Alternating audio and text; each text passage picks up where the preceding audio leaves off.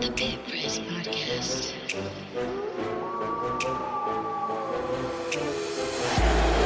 Reinholz launches from downtown. No. Van Horn, no. And that's it. New Mexico with it.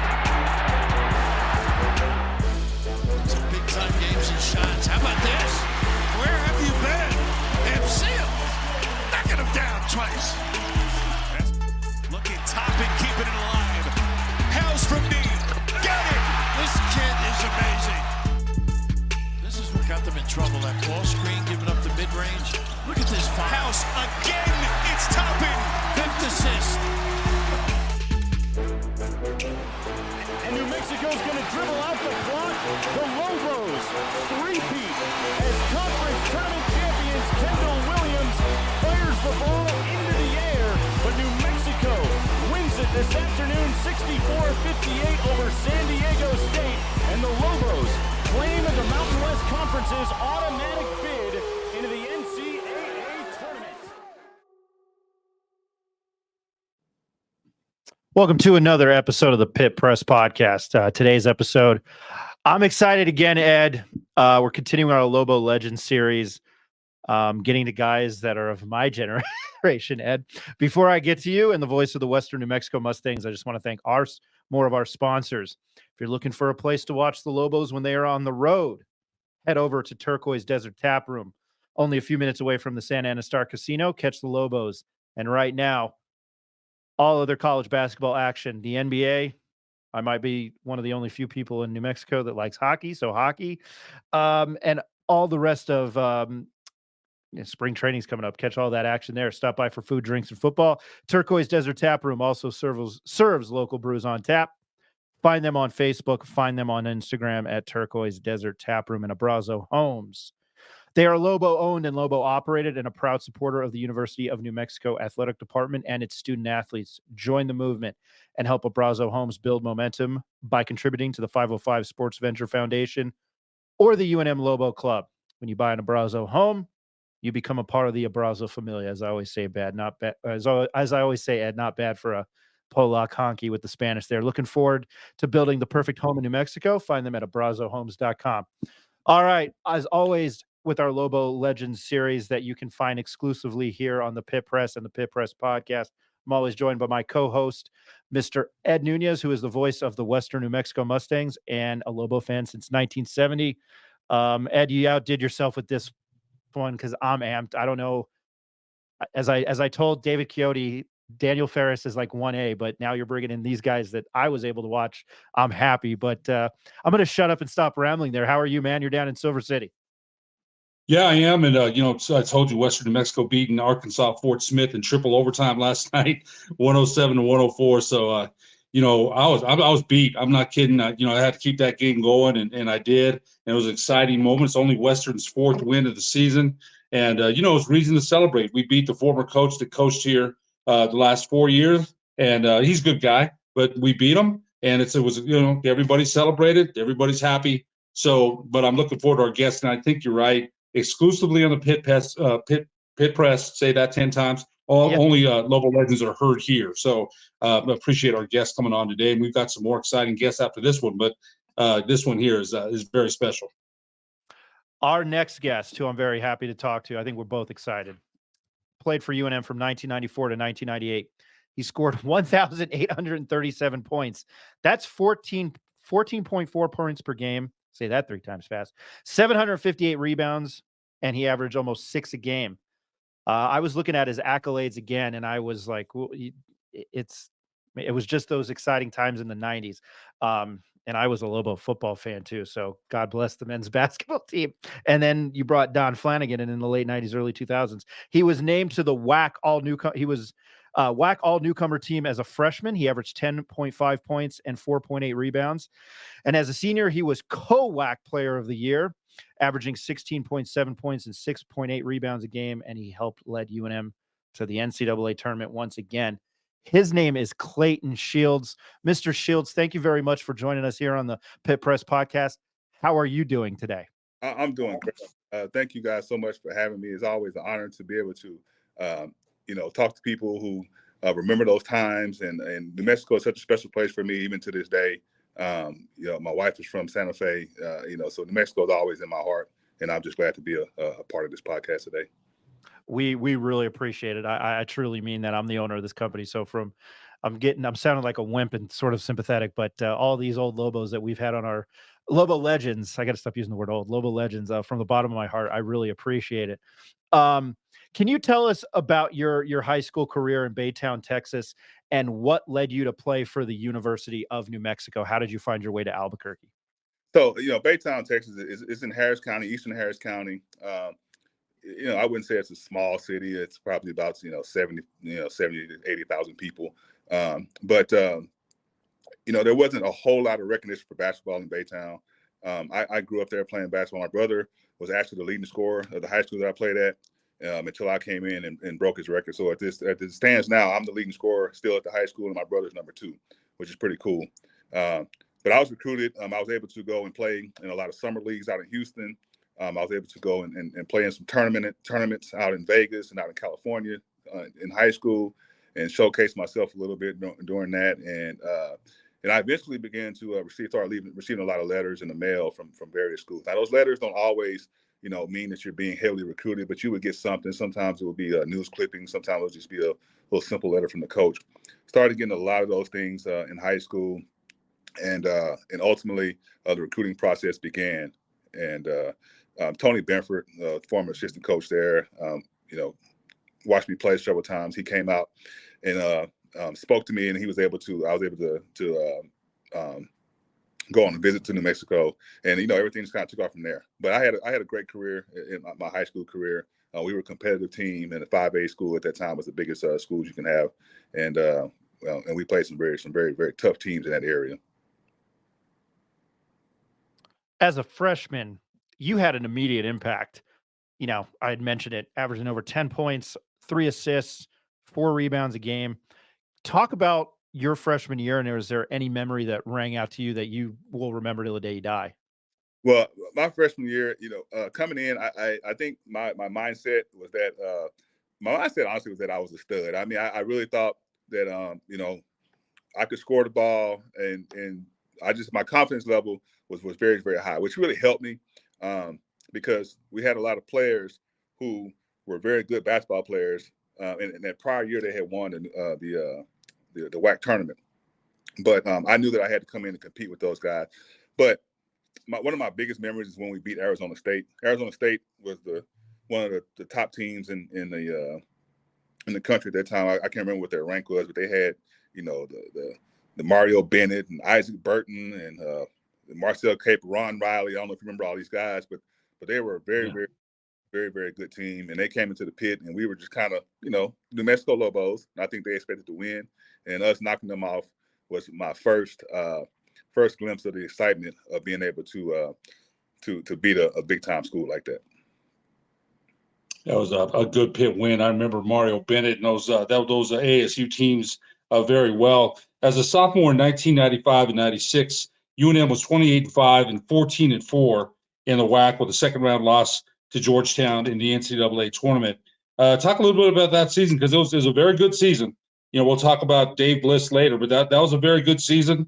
And talk about that season in the game against Georgetown. We had talked to Kenny Thomas a little bit about that. But what are your recollections of the season and the second round loss to Georgetown? That season, I think the key word for me was gel. And gel just meaning that we, as a team, we just all clicked. I think everyone accepted what their responsibilities were with the team, and no one tried to go outside of that. And so playing together, everyone knowing what they were supposed to do, what your role was on the team, and sticking to that and contributing to the team and the things that you were best at doing was a factor in our success that season. And we were able to carry that all the way through, like you said, I think we were 27 and 4 when we went into the tournament. We beat Kansas State that first game, and then that game against Georgetown. This is Allen Iverson, right? And these guys are John Thompson and kind of the Georgetown history. It's what we knew we were up against, but we still felt like we had a team, and the way we had been playing all season, that we could beat this team. And I just remember going out there, and the first thing that I recognized about Georgetown, and we had played against Utah, but we hadn't seen. I think we played against. I can't remember. We played against some other teams, but was how big they were. I mean, that was a huge team. Everyone in the starting lineup. I mean, they were huge. They had Jahidi White. And I'm sure Kenny probably talked about Jahidi White made Kenny look skinny. I mean, this guy was huge. Junkyard Dog, Jerome Williams, Boubacar Al was like 6'8" or 6'9", very, very muscular, very strong. And then they had Victor Page, who was kind of just aggressive two guard who was just all over the place and very physical. And then of course Allen Iverson. But all in all, we were still up. I believe we were up at halftime. I believe 3 points, if I want to say. I know we were up at halftime, and David Gibson was a very, very good defender, and he did very well against Allen Iverson in the first half. We couldn't have been more pleased with holding out Allen Iverson to 6 points. I believe. I mean, I remember this.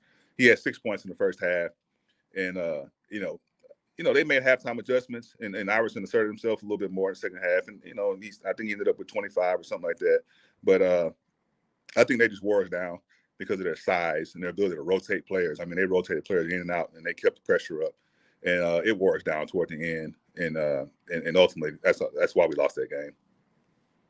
As you mentioned. Hey Ed, go ahead, Ryan. I like the memory. Yeah, I just looked it up. 25 points. Anyway, go ahead, Ed. Yeah, it was up. I remember watching that game. I was in Durango, Colorado, visiting my brother, and I remember watching that game at halftime and thinking, hey, David Gibson. We talked to Kenny about that.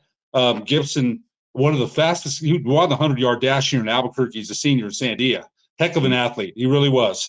And I thought he did. He was not a natural point guard. He's the best athlete to play that position at that time for New Mexico. You didn't have a natural point guard, but I thought he did a great job in the first half. But you're talking about Allen Iverson here, Clayton. And then when you mention the other guys, Jahidi White and Victor Page, I mean, let me ask you this. Did you think, they always say that, and they're even saying that about New Mexico this season. If they face a Big East team, they're going to get out physical, things like that. Did you think it was just a matter of just being out physical? Because they are a stronger team, right? They played in the Big East. Did you, or did you think it was, some other factors? You didn't hit shots. What did you think? And it was a close game, and then they blew it open. But what were your thoughts about that? I think for more so, and I forgot to add Othello Harrington. He was another one that they had. Oh yeah, he went to the pros too. Yeah, as well. So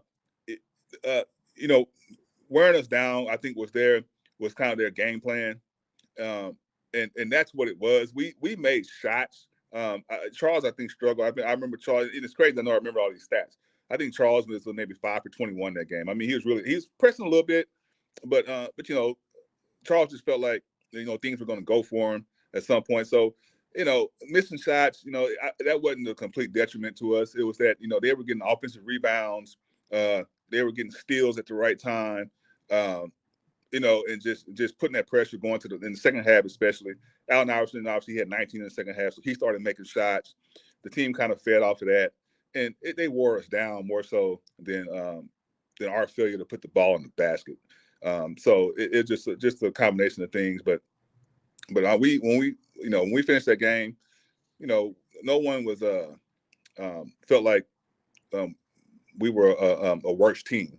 We felt like that we could have won that game easily, but it just didn't happen for us. Two different styles, two different. You mentioned the personnel they had, man. I mean, you forgot about Othello Harrington, and that guy was, he was a heck of a player too. As a sophomore, we talked about this before you got on.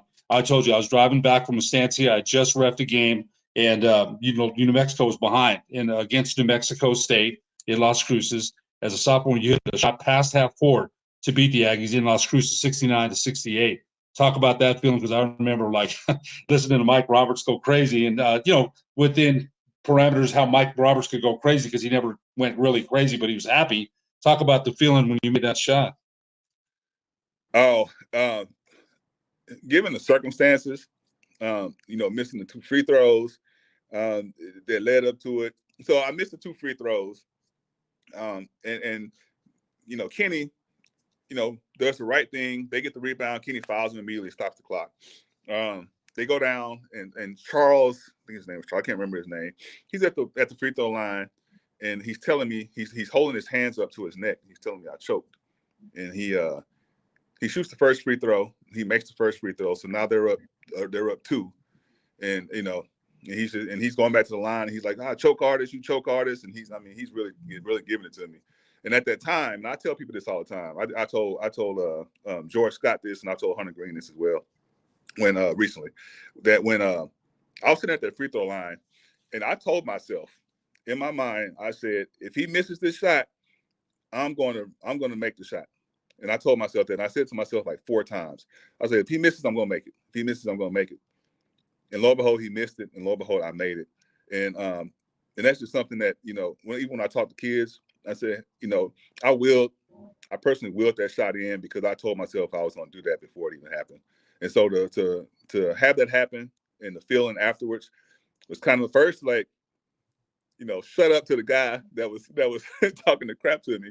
And then, the other part of that was that we were at that time still undefeated. So it really worked out for us. That's a lot of confidence because you mentioned practicing that shot. It's a heck of a lot of confidence to say to yourself, I'm going to make that shot. Sorry, Ryan, go ahead. No. I was going to ask because I asked Kenny the same thing. Was my buddy I'm a big college basketball fan, but Kenny, my buddy Rick, who joins us, and he played high school basketball in Albuquerque, but he was like, man, hey, ask Kenny who talked the best trash in the NBA. But my question to you is, because you were kind of bringing that up, was there anybody you played against in college that you thought, man, this guy is the best trash talker? Oh, good. Who can I? I didn't mean to put you on the spot there. I'm sorry. Well, the Arizona guys, when we played Arizona, those guys, as a team, were probably the worst trash talk. I mean, they always talk trash, and they were always a highly ranked team, a very confident team. So Mike Bibby and Miles Simon and Jason Terry and all those guys, and I've seen Jason Terry a few times. I've been here in Dallas, but nice guys, but on the court they talked a lot of trash. When we played UCLA, Baron Davis talked a lot of trash. But outside of that, really in the WAC, I can't remember anyone really being much of a trash talker. I think we talked a little bit more. TCU. But outside of that, we were a little bit we had a few trash talkers ourselves, including me. So no, I think that's one of the things that when you're talking basketball, it's just like I mean, I didn't play. But it's just like, who's the best trash talker? Kind of going chronologically with the questions in your career at UNM. As a junior, UNM goes 25-8, 11-5 in the WAC, with a close loss to Louisville in the second round of the NCAA tournament, 64-63. How close was that UNM team in particular getting to the Sweet 16? You think? One shot. We were one shot away.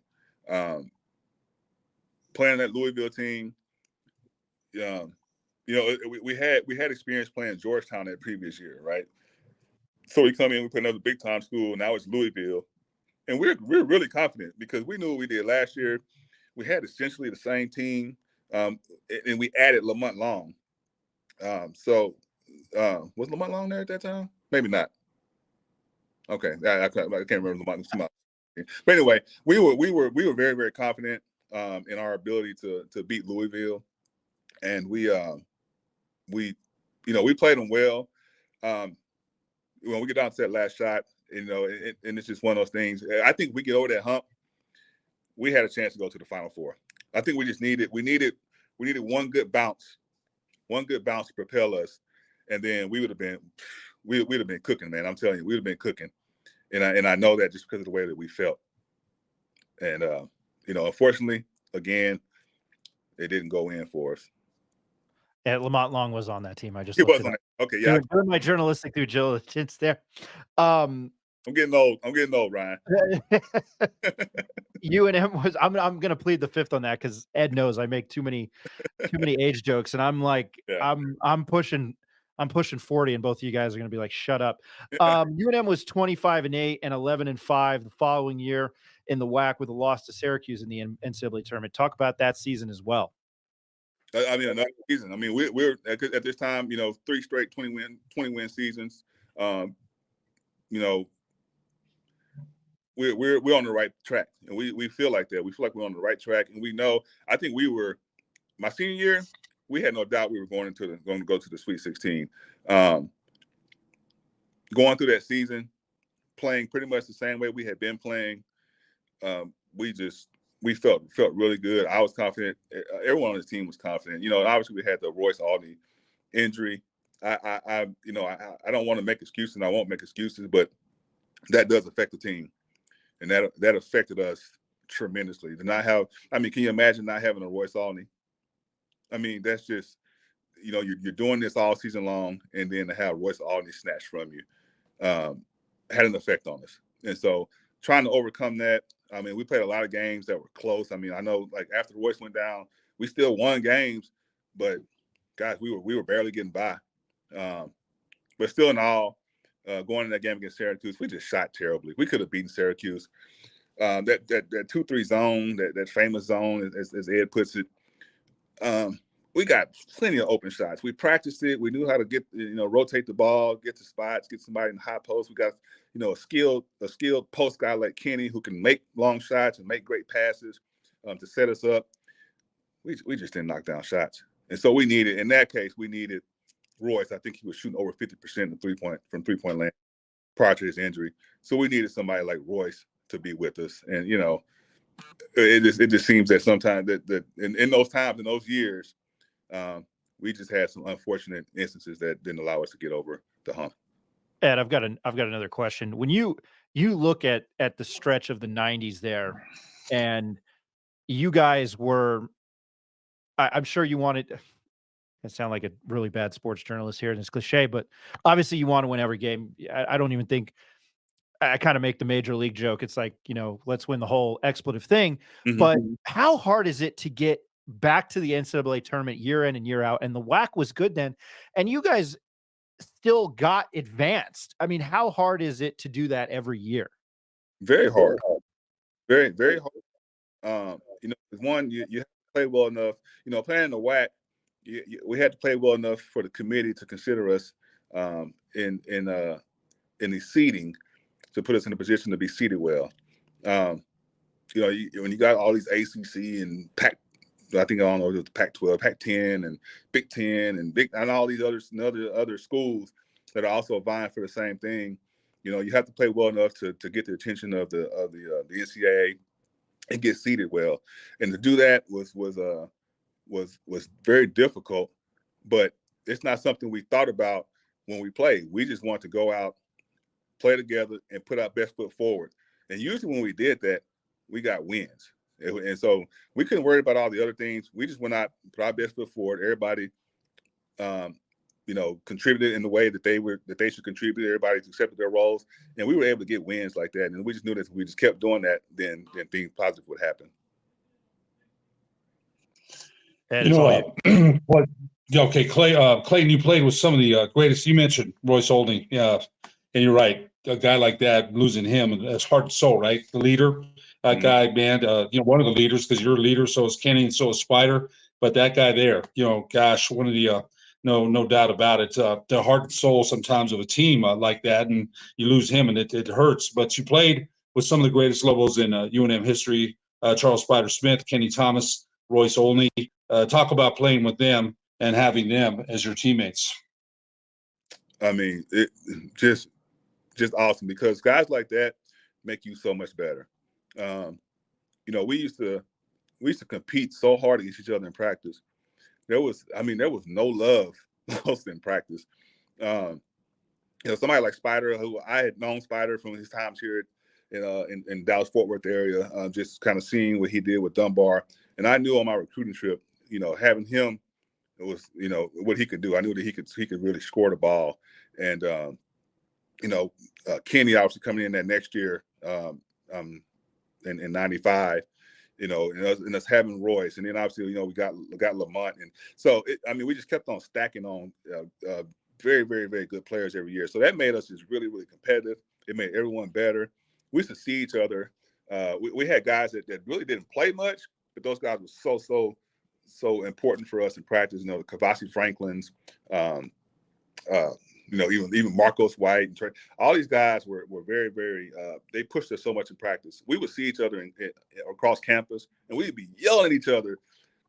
Wait till practice. I can't wait to see you in practice. I'm gonna kill y'all today.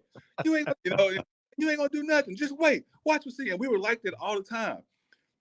And so it was almost like I know people probably thought we hated each other, you know, if they heard us talk, you know, walking across campus. But you know, that was just the way we were. We were prepared to go out and practice every day, and you know, it was bragging rights. You wanted to win the scrimmages, you wanted to win the drills. We were gonna talk noise to each other. So all that just made us so much better, and that's what helped us to advance and win all those games as well. Well, iron sharpens iron, no question about it. I got a quote from Royce Only about you. Clayton is probably the most tenacious competitor I've ever played with, also one of the most skilled athletes I've ever been around. So when those qualities collide, they create a deadly combo on the court. He's one of my best friends on earth. We vibe with each other to create a feeling of confidence and mental toughness that was unwavering. I got that quote from your good friend Royce Only just this morning. Yeah. Royce is my brother, and we've Royce's family is you know, just like my family. I mean, I call his mom and dad. I call his uncles and aunts and uncles aunt, you know, Tio and Tia. I mean, everybody's family to me. Sarah Sue is that's my sister, you know. So we that's the way we've always looked at each other. And I know how Royce feels about me, and I feel the same way about him. And that's just something that we've always done to really, really push each other. You know, playing, you know, for Coach Bliss, I played in a system, and I had to tone down some things that I was used to doing. I was used to, you know, in high school, I handled the ball a lot. You know, I was one of those guys. I rebound, push the ball, create, get to the basket. I didn't do a whole lot of that in college because that's not what the system required of me. But Royce saw that. Royce saw that in practice. He saw that in you know, games that we played in summer. He saw that all the time. The things that I actually could do. And so that's, you know, that's kind of probably a lot where that comment, that quote comes from, is him just kind of seeing the total Clayton, and not just necessarily the system Clayton. Absolutely. You know, tell us about the rivalries. Gosh, there's some great games with Utah, Fresno State, with Tark the Shark, BYU, the WAC rivalries at that time. Tell us a little bit about that. Of course, there's that classic game with Fresno State, I believe the 3 overtime game, the classic game with Utah with, you know, Andre Miller and who's the big guy that they had? Michael I can't Doliak. remember his name. Yeah, Michael Doliak. Yeah. Yeah. Tell us a little bit about those rivalries there back then in the WAC when you played. Big time rivalries. You know, these teams, when you have Jerry Tarkanian coaching the team, you know, that's going to come with a lot of exposure, and you're going to have a lot of players that are going to want to go play for Jerry Tarkanian because of what he did for UNLV. So Fresno State was a team that was kind of built, or trying to be built, kind of like UNLV. I mean, they had a lot of JUCO guys. They had a lot of guys that were you know, very, very, very skilled, strong, you know, guys that could play in that system. And we played Fresno State very well. That 3 overtime game, you know, Spider made free throws when he had to make free throws to take us into overtime. And so we were able to eke out a win. But, you know, he misses one of those free throws and the game's over. And he, you know, he made big shots. You know, we were able to just really put it together at the end to win those games. The Utah games, again, we have Rick Majerus is coaching, because we're playing against these coaches as well. And, you know, one of the all-time greats, Rick Majerus, and that game against Utah, you know, we were down, and we started to pressure them a little bit more. We had to do something. We had to change something. So we started to pressure them a little bit more, and we got some steals. And you know, Royce being Royce, he's going to dig in and give you all he has. And so with Andre Miller, I know, you know, he was down, you know, when Royce kind of, you know, slid into his path as he was trying to push the ball, and he lost the ball. So then Royce knocks down a 3-point shot. You know, we get into the point where we can win the game, and the play at that time, I think it was drawn up for Charles, and we had a play, and I was supposed to go into the corner. Charles was supposed to do a drive and get a shot, or drive and kick, and Dave was going to bring the ball down. You know, Charles was going to come up off the screen, get at the top of the key. He was going to create, drive and kick. He had Royce supposed to be in one corner. I was going to be in the other corner. So we want to draw the defense in. Well, as y'all know, that didn't happen. Royce went down there and got the ball thrown into him and started walking it up the court. So nobody knows what Royce is doing because that's not what we just drew up. So I just go to the corner anyway. I'm like, okay, I guess Royce is going to do what David was supposed to do. And David, you see, if you look and watch that, David runs to the other corner. He's just like, okay, I guess Royce is going to do it. And yeah, so that didn't Royce just walks it up and obviously takes that shot and wins the game. So but that's just it's just so much. Y'all know Royce. There's just so much I can say about him. That his mindset is just crazy. He helped me to develop that mindset a little bit because I didn't have that mindset like he has. And being his roommate and talking to him all the time, he like, Clay, I get mad when Coach yelled at me and stuff. Coach always yelled at me. I get mad. And Royce was like, what's he going to do, not play you? Forget about it. Who cares? So then I'd be like, yeah, right. Yeah. So then I just would, then it just kind of, my attitude would be different. And so that really, really helped me. But anyways, yeah. Big time games. Oh yeah. I Great mean, memories there. Yeah, absolutely. I mean, I'm sure the Royce only shot is the best Pitt moment. But what are some of your more memorable Pitt moments? Like, I think you kind of answered that, but just throwing that out there again. Yeah, the big wins. The game, obviously I spoke about the early game early on, my freshman year with ASU, but beating these guys that come into the Pit and thinking that, they're coming to play little New Mexico, you're in Albuquerque, New Mexico. Okay, yeah, go ahead and think that way. And these guys come in here and we run them out of the gym. And that was just always just the best feeling. So beating, the Arizona, we had USC come in one year. Utah, beating Utah, just always a big win because they were the ultimate system. I mean, those guys never missed a screen. They never missed any assignment. Never. God, you want them to mess up, and they just wouldn't mess up. They stuck to whatever the game plan was, and they executed it really, really well. So they were hard to beat because they just didn't make those mistakes. So beating them was always a treasure. TCU, beating TCU my senior year, with Lee Nailon and Malcolm Justin and these guys. I mean, they're running guns, flying all over the place, pressing, shooting 3-pointers, trying to score 100 points on you in your home, and winning those games was just the best feeling. You played professionally overseas. Mm-hmm. Can you describe that experience to us? It was a great experience. It was great. Just be able to go there and really just be immersed in other cultures was something I really, really took from it. Playing in different countries, I always learn something different. And that also kind of shapes your character as you get older, just being able to see different things that really impact you and things that I would otherwise have never known or never seen. So those were great experiences. I played for some good teams. I played for some bad teams. And I never won a championship over there, but the experience, all in all, was an awesome experience for me because I was able to really get a lot, embrace a lot that was learned over there. I think we've had Phil Smith on and a couple of guys that played overseas, and they said the same thing. Phil said the same thing, that he loved it. He learned a lot, but he was also always glad to come back to the United States and where he was from. But he learned a lot, and so I think you're saying the same thing. Yeah. What did it mean for you to be named WAC Co-Player of the Year with Lee Daylon in 1998? It was a surprise to me. I'm not a guy that thinks I'm going to get some kind of award or anything like that.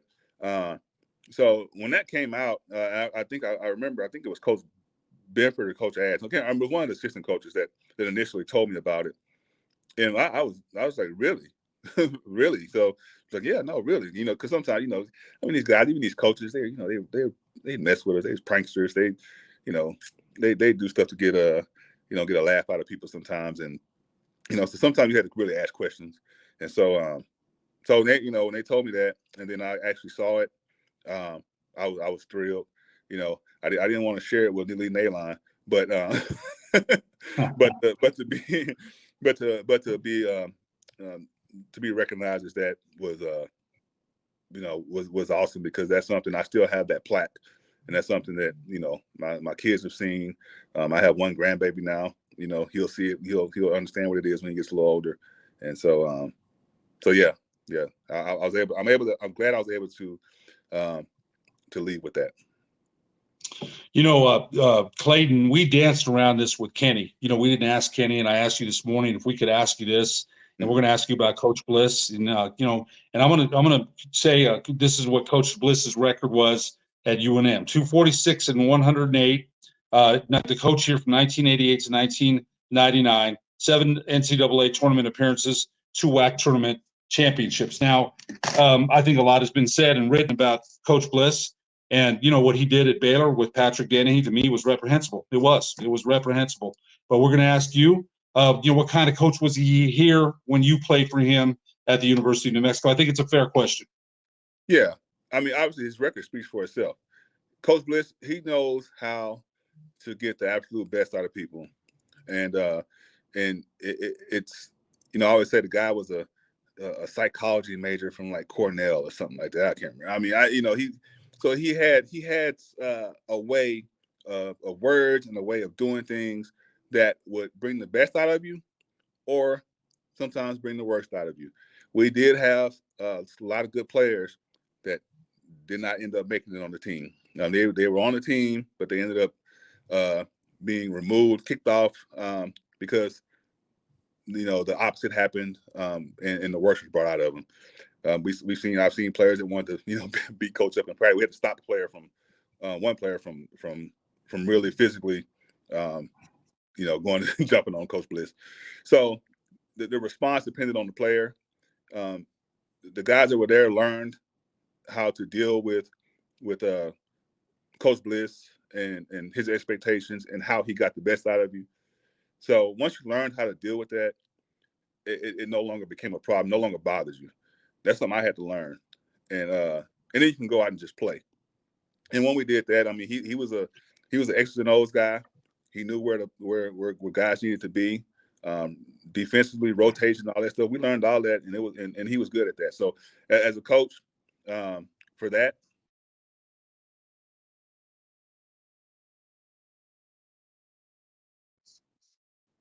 We had a technical difficulty, and Clayton was giving his answer there, and I don't know what you were saying, but I know you were talking about Dave Bliss.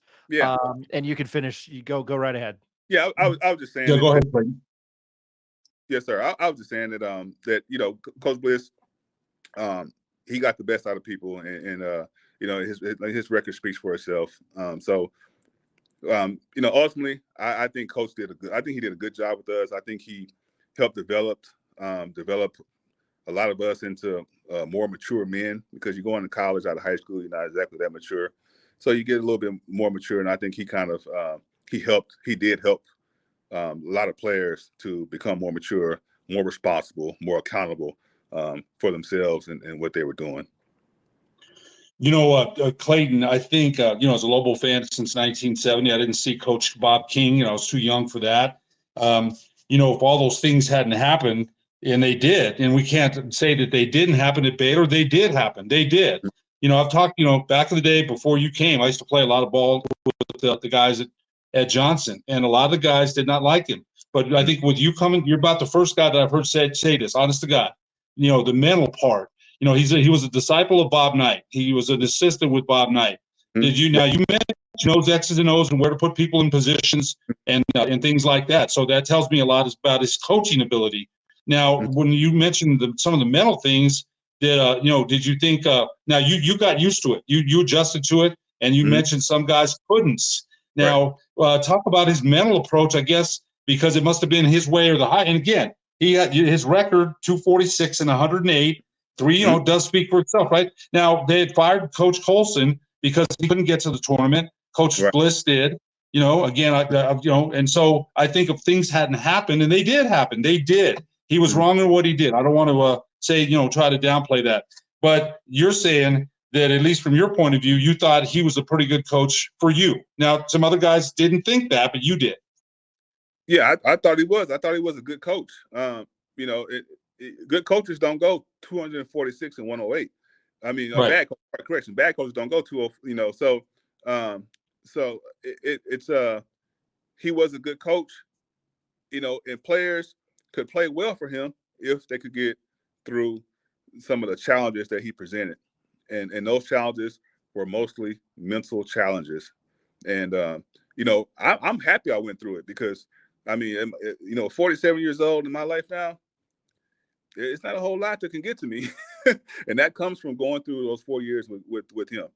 There's not people talk to me all the time, and Clay, no, I really know how to deal with craziness, and I deal a lot with it within my line of work. So it's just one of those things that either it's going to help you, or some people, if they can't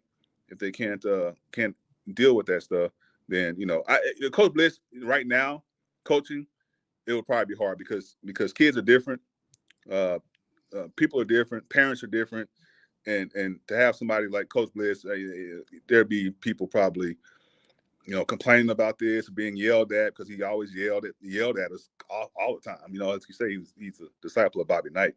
So they wouldn't get the mental toughness, just wouldn't be able to be there in these days, I don't think. So I think coaches are having to coach a little bit differently. Yeah, it's a lot different. You mentioned that you and Royce Olney and Kenny Thomas are always texting about this year's version of the New Mexico Lobos. You're still a big fan. Tell us, they're playing well. Big Pitt win the other night. And Coach Bliss would always say, we need a Pitt game. I know you remember that. He'd always say that. We need a Pitt game. It was a Pitt game the other night. What are your opinions of this year's team? How far do you think they can get? I mean, we're all excited about where they are. What do you think about this year's team? I was able to meet those guys in September when I was in Albuquerque.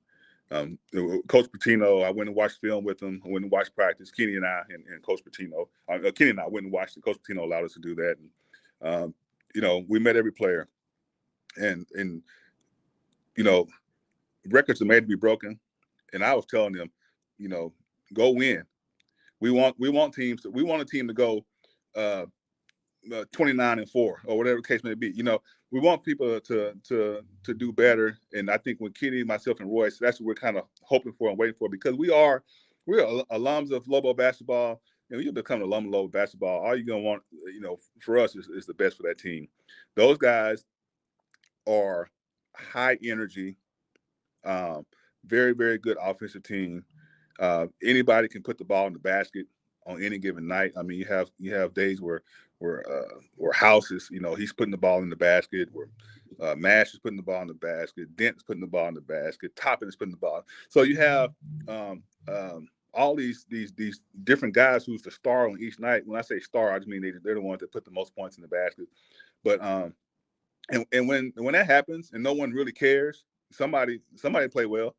Let's not all stink. Somebody play well and let's get a win, and that's what they do. But the thing that they really do well is on the defensive end, they keep that pressure up. And I've watched them several games where they have kept the pressure up on teams. And I mean, Jalen House is he's the Energizer Bunny. He kind of leads that charge, but those other guys feed off of it. And when I'm watching them play, and guys rotating, and Junior Joseph is back there blocking shots and rebounding and topping, as a freshman, is dominating the boards and really just, I think that those guys are going to have the same opportunity that we had. They're going to need to just get over that hump. That hump will be, in my opinion, they'll win the first round game.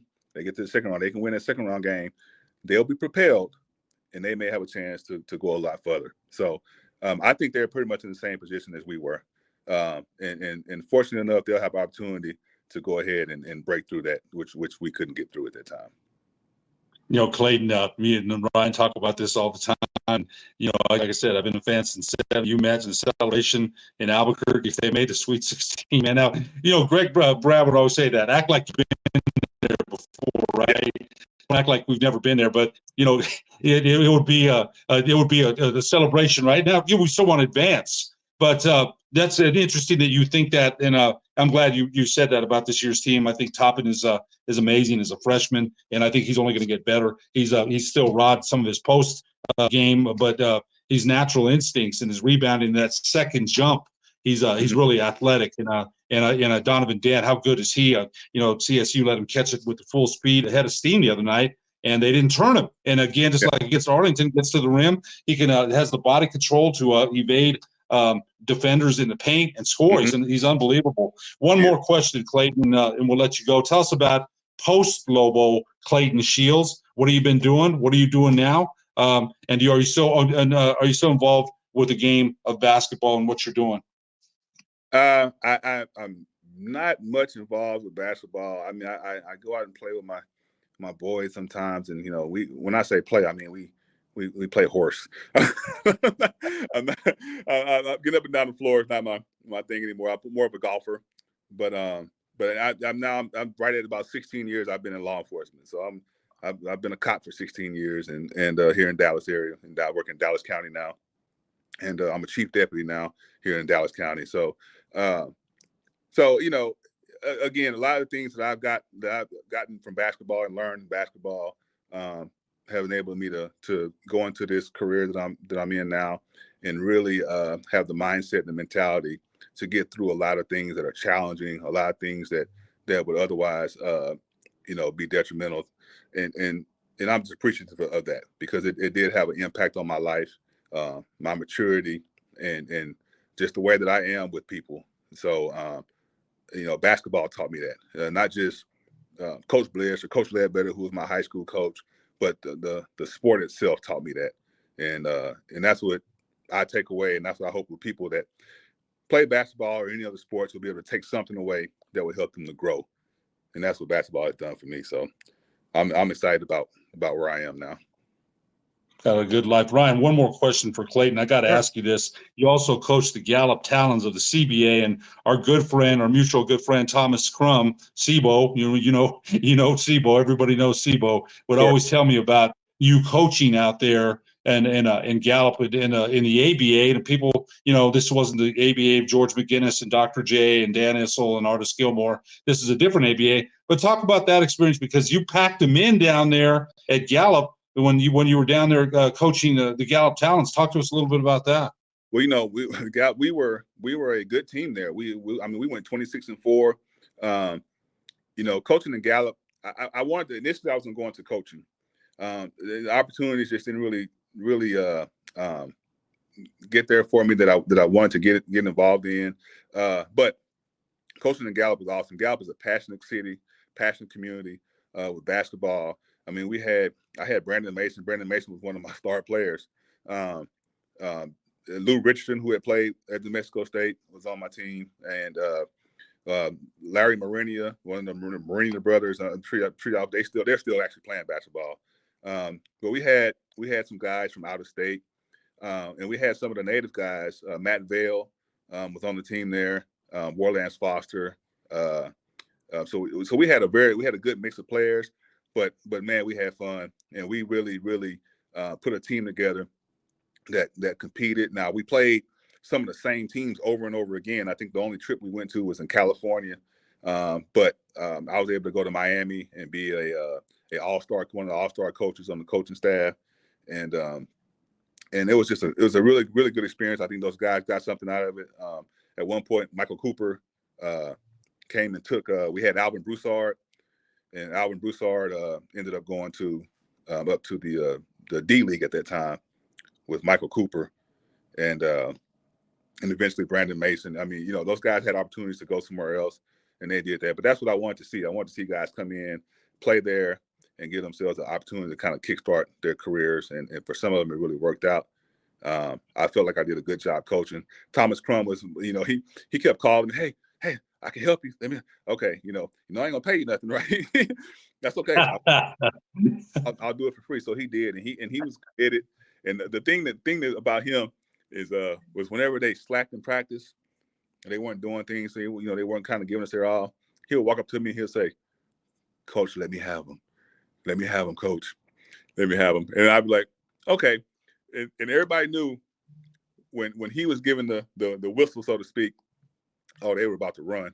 They were about to run, and they were really about to have to do better. And so he was kind of the enforcer for that. And anybody that played on the team can tell you, he's like, oh God, when he gave it to Coach Crum. So, but it all made the teams better. And we ran a lot of people out of those gyms in Gallup. So I had experience with that. Yeah. He's still a funny guy. I played a lot of basketball with him in Johnson Gym with him and his brother Harvey. They're so very good friends of mine. And Sebo was a heck of an athlete, man, a heck of a football player, and still athletic. Even a couple of years ago, he's talking about trying out for the Duke City Gladiators. I'm like, are you crazy? You're over 50 years old, bro. I don't know if he ever did, but I love Thomas. But one more comment there, and I'll turn it back to Ryan. The late Lou Richardson, rest in peace. He died at way too young, man. But he would wear those, I used to run some community centers in Albuquerque, and he would wear those Aggie shorts in. I said, man, you're the only one that can come in here wearing that stuff, bro. So Lou and I got to be really good friends, and rest in peace. He was a very good man. It died way too young. I was really sad to hear that when he passed away. But I'm sorry, Ryan. Go ahead, Ryan.